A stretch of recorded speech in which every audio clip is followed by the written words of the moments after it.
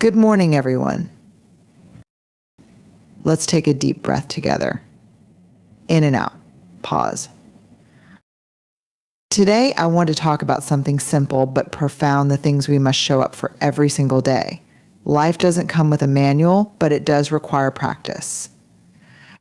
The choices we make daily shape who we are and who we are becoming. Let's start with a truth that might feel uncomfortable. Living a wholehearted life requires courage, and not just the kind of courage that looks brave on the outside, like speaking up in a meeting or taking a big risk. I'm talking about the quiet, internal courage it takes to show up as your authentic self every single day. But here's the thing about courage, it's inseparable from vulnerability. They are two sides of the same coin. You can't have one without the other. Courage isn't about the absence of fear. It's about feeling fear, uncertainty, and risk in showing up anyway. I think about the moments in your life when you felt truly brave. Were you 100% confident? Did you have a guaranteed outcome? Probably not. Courage happens in the messy middle, where there are no guarantees and where failure is a very real possibility. That's why it's scary. But vulnerability isn't weakness. Let me say that again, vulnerability is not weakness. Somewhere along the way, we've been taught that being open, honest, or emotionally exposed makes us less strong. That's a lie. Vulnerability is strength because it takes more courage to let people see your imperfect human self than to hide behind a mask of invincibility. So how do we practice courage and vulnerability every day? Start by being honest with yourself. What are you afraid of? What stories are you telling yourself about your worth, your ability, or how others see you? Courage begins with acknowledging those fears and choosing not to let them drive the car. Lean into discomfort.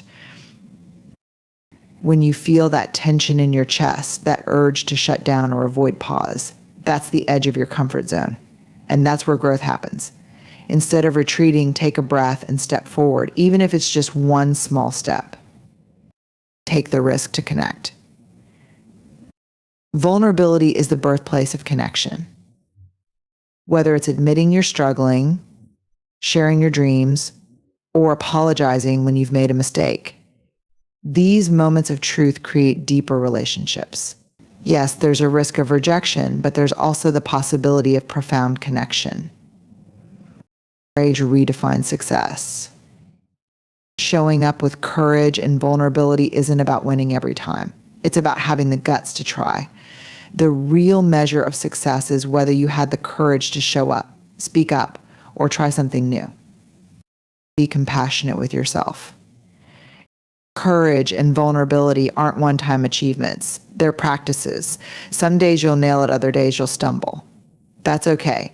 Be kind to yourself in the process. The goal isn't perfection, it's growth. When we embrace vulnerability, we give ourselves permission to live fully. We stop chasing the illusion of control and perfection and start leaning into what it means to be human, messy, imperfect, and full of possibility. So today I challenge you to ask yourself, where can I choose courage over comfort? Where can I be just a little more open, a little more real? Because when we cultivate courage and vulnerability, we don't just grow, we thrive. Our bodies are incredible. They carry us through life, adapting to challenges and changes, and they do it all without asking for much in return.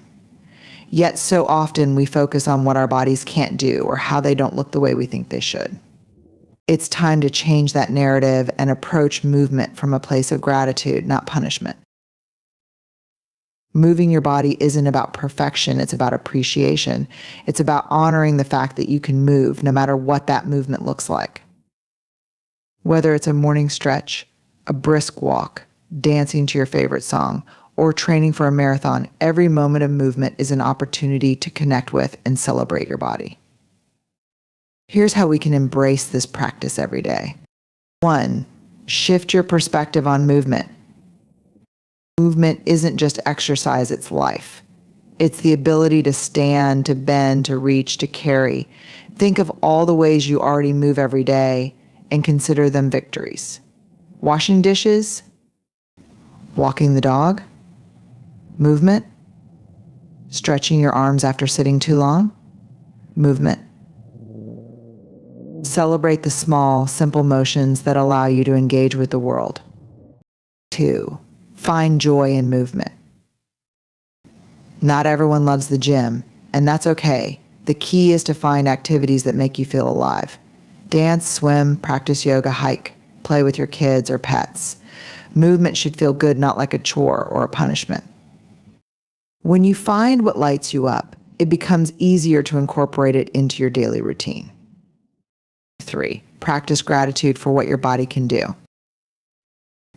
Instead of focusing on what your body can't do or how it looks, focus on what it can do.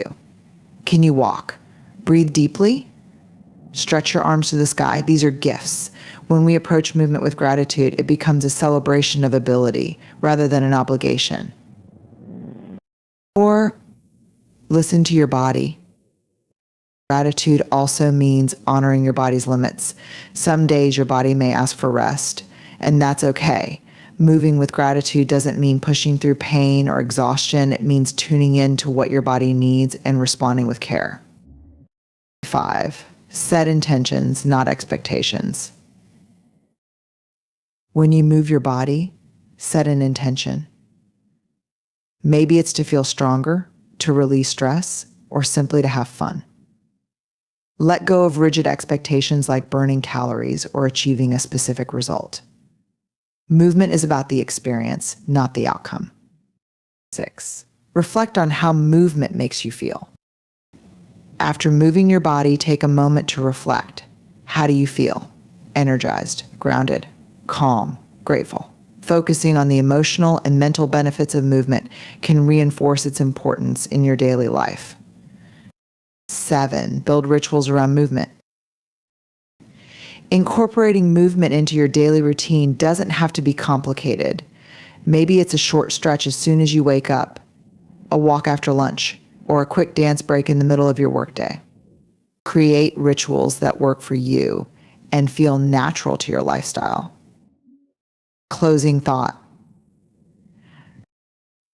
When we move with gratitude, we transform the way we see our bodies. They're no longer something to criticize or push to the brink. They become something to cherish and celebrate. Movement becomes a gift we give to ourselves, not a task we check off a list. So today, I invite you to move not out of obligation, but out of love for the incredible body that carries you through this world. Celebrate it, honor it. And most importantly, thank IT. Emotional awareness is the foundation of a well-lived life. It's the ability to recognize, understand, and name what you're feeling in the moment. It sounds simple, but in the rush of daily life, many of us barely pause long enough to notice what's going on inside us emotionally. We bury feelings, numb them, or distract ourselves from them, all while they quietly shape our decisions, relationships, and sense of self. Practicing emotional awareness every day helps us stay connected to who we are. It allows us to navigate life with clarity and intention rather than being swept away by unconscious reactions. Emotional awareness isn't about avoiding negative emotions. It's about acknowledging all emotions as valuable messengers that have something to teach us. Here's how you can practice emotional awareness daily. 1. Pause and check in. Start by simply pausing throughout your day to ask yourself, how am I feeling right now? It can be as quick as a 30-second mental scan. Is there tension in your body? Do you feel light or heavy? Are you feeling calm, anxious, excited, or overwhelmed? This practice doesn't require you to fix anything. The goal is to notice and name what's happening. 2. Name your emotions.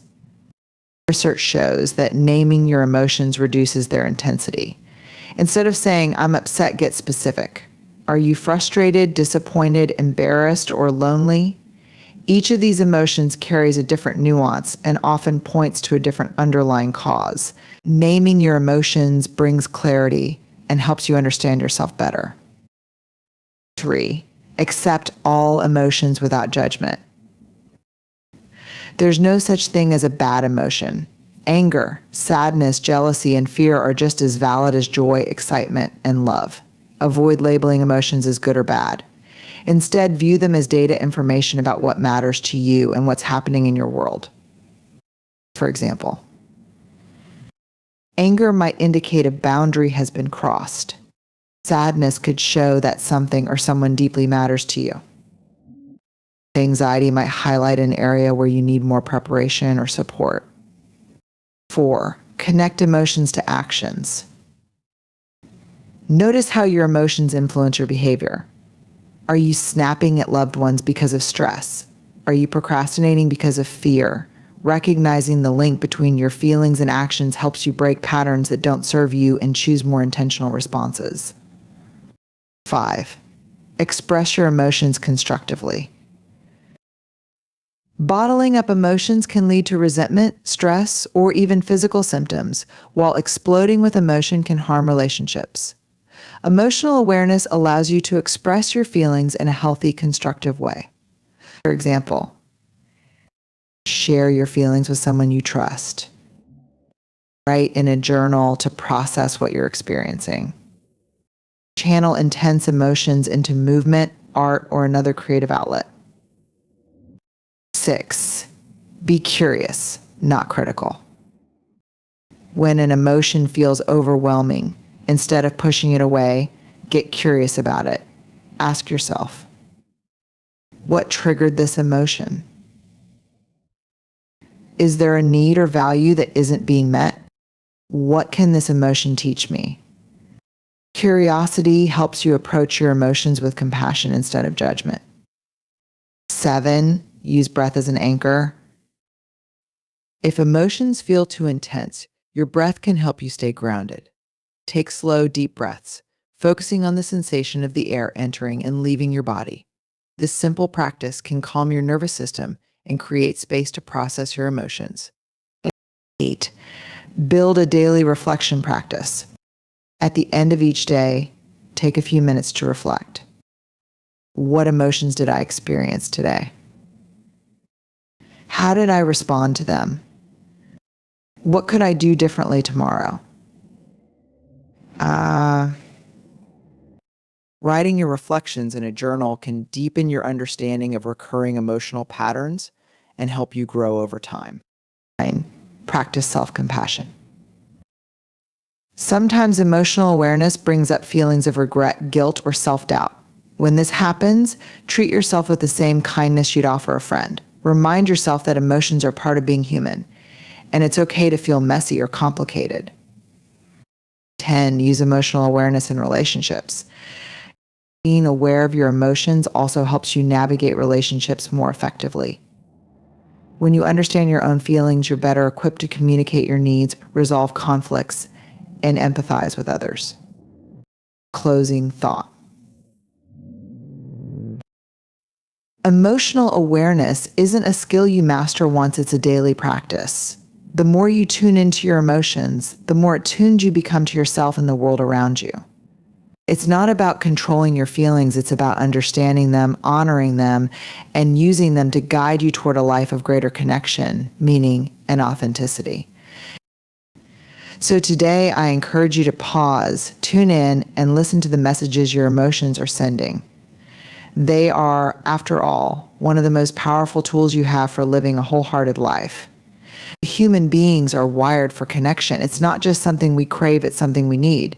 Research shows that meaningful relationships are essential for mental, emotional, and even physical health. Connection is where we find love, joy, and belonging, but it's also where we find resilience, healing, and support. Yet, in today's fast-paced, technology-driven world, genuine connection can feel harder to come by. We scroll through updates, send quick texts, and call it staying in touch, but deep connection, the kind that nourishes our soul, requires more. It requires intention, vulnerability, and effort. Let's explore how we can nurture connection every day. 1. Be present. True connection starts with presence. When you're with someone, whether in person, on the phone, or even in a text conversation, give them your full attention. Put down your phone, make eye contact, and truly listen. Being fully present sends the message you matter to me. Presence isn't just about physical proximity, it's about emotional engagement. When you show up wholeheartedly, the quality of your connection deepens. 2. Reach out regularly. Connection doesn't just happen, it's built over time through consistent effort. Make it a habit to check in with the people you care about. Send a quick message, make a phone call, or schedule time to meet. Even small gestures, like asking how are you really doing or sharing something that reminded you of them, can make a big impact. 3. Embrace vulnerability. Real connection comes from being authentic and vulnerable. It's easy to keep conversations surface level, but the richest connections come from sharing your truth. Open up about your struggles, joys, and fears.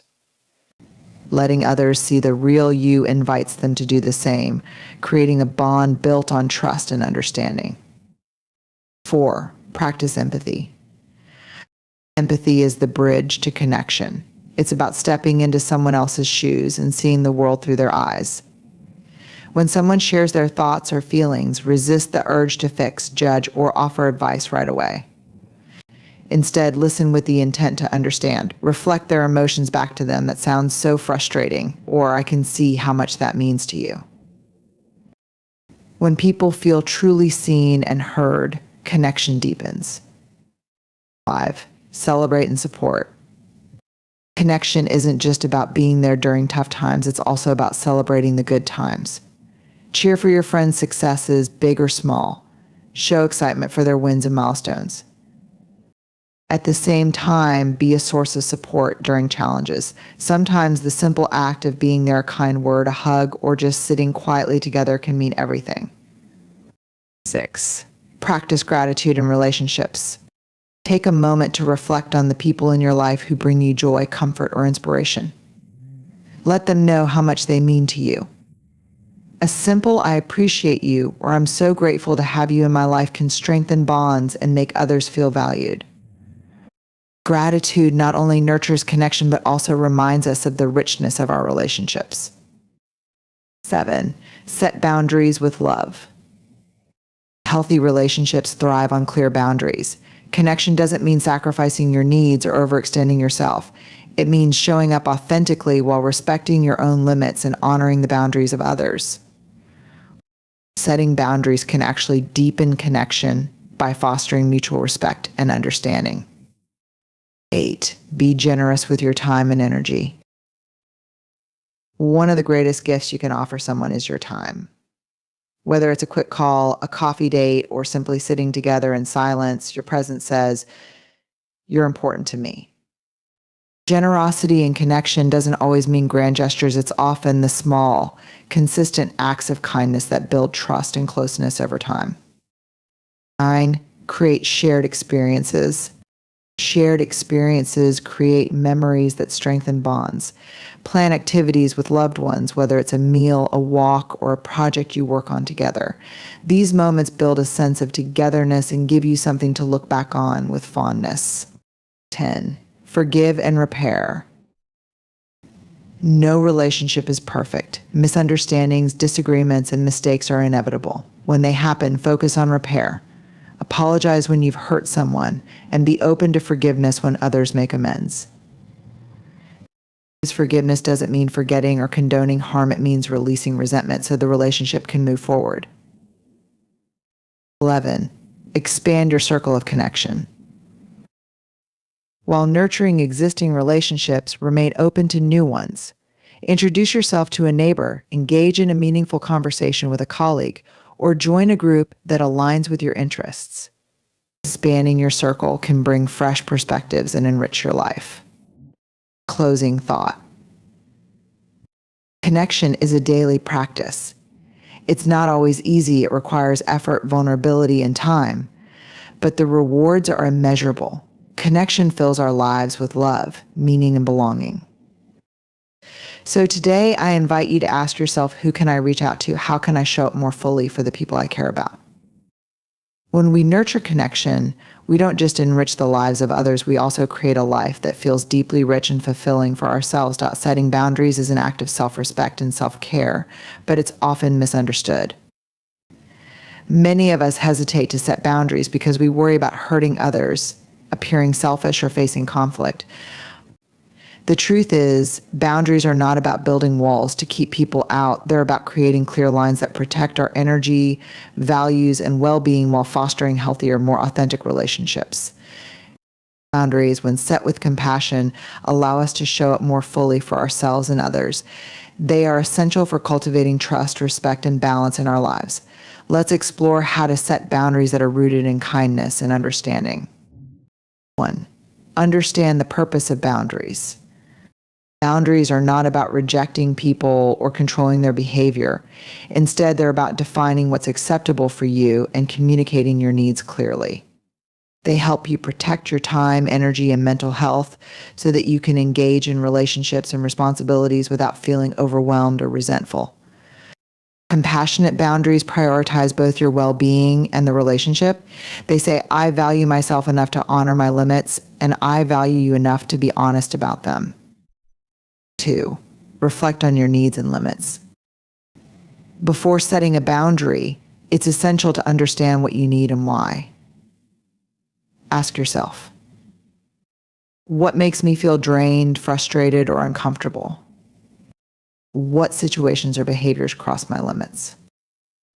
What do I need to feel supported, respected, and balanced?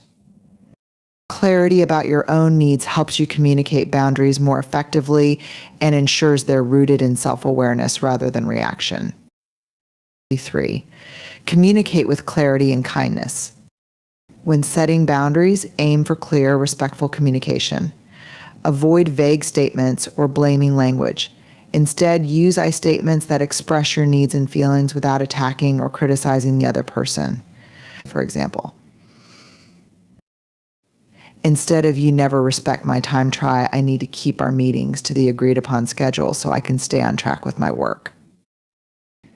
Instead of you're always asking too much of me, try I'm not able to take on additional responsibilities right now, but I appreciate your understanding. Clear and compassionate communication reduces the likelihood of misunderstandings and helps others see your boundaries as an effort to maintain balance, not rejection. 4. Start small and be consistent. If setting boundaries feels intimidating, start small. Choose a low-stakes situation to practice saying no or asserting your limits. For example, declining an invitation or requesting more time to complete a task. Consistency is key.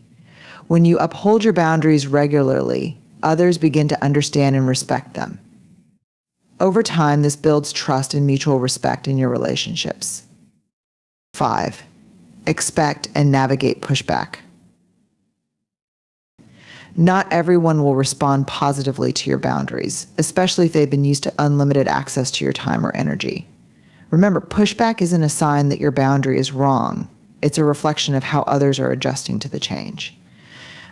Stay firm and calm, reiterating your boundary without guilt or apology. For example, I understand this is difficult, but this boundary is important for me. I hear your concerns, but I need to stick to what I've communicated. Holding steady in the face of pushback reinforces your commitment to your well-being. 6. Balance boundaries with flexibility. Boundaries should be clear but not rigid. Life is dynamic and relationships often require compromise. Flexibility doesn't mean abandoning your boundaries, it means being willing to adapt when circumstances call for it, as long as your core needs are still honored. For example, if a friend asks for help during an emergency, you might adjust your usual boundary around time but still communicate your limits. I can help for an hour, but after that, I need to focus on my other responsibilities. 7. Recognize the difference between guilt and growth. It's natural to feel a twinge of guilt when setting boundaries, especially if you're used to prioritizing others over yourself. However, guilt often signals growth. It means you're challenging old patterns and stepping into a more balanced way of living. Remind yourself that setting boundaries is not selfish, it's an act of self-respect that benefits both you and those around you. When you care for yourself, you're better equipped to care for others. 8. Model healthy boundaries for others. When you set boundaries with compassion, you also give others permission to do the same. You create a culture of mutual respect where people feel safe to express their needs without fear of judgment or rejection. For example, when you decline a request politely but firmly, you demonstrate that saying no is both possible and acceptable. This can inspire others to advocate for themselves as well. 9. Practice self-compassion. Setting and maintaining boundaries isn't always easy. You might stumble, overcommit, or struggle to communicate your needs clearly. That's okay. Be gentle with yourself, and remember that boundary setting is a skill that takes time to develop. Celebrate your progress, no matter how small, and remind yourself that every step you take toward honoring your limits is a step toward living a more authentic and balanced life. 10. Revisit and revise your boundaries. Setting boundaries with compassion is an act of love for yourself and for the people in your life. It allows you to show up authentically, maintain your energy, and foster healthier relationships built on mutual respect. So today I invite you to take a moment to reflect: what boundaries do you need to set or reinforce? How can you communicate them with kindness and clarity? Remember, boundaries aren't barriers, they're bridges to a more balanced, fulfilling life. As we bring this conversation to a close, I want to leave you with this thought every day. We have the opportunity to choose how we show up for ourselves, for our relationships, and for the life we want to build. The small, intentional actions we take each day, cultivating courage, moving with gratitude, practicing emotional awareness, nurturing connection, and setting compassionate boundaries, are the building blocks of a life lived wholeheartedly. Remember, this isn't about perfection. It's about progress. It's about showing up with intention and grace, even on the days when it feels messy and imperfect. So, as you go forward, I encourage you to embrace these practices, not as a checklist to complete, but as a way to honor yourself and the incredible, complex, beautiful human being that you are. Because when you take care of these foundational elements, you're not just working on yourself, you're shaping the world around you, one mindful choice at a time. Thank you for your time, your energy, and your willingness to explore what it means to live with purpose and intention. Let's go out there and make every day count.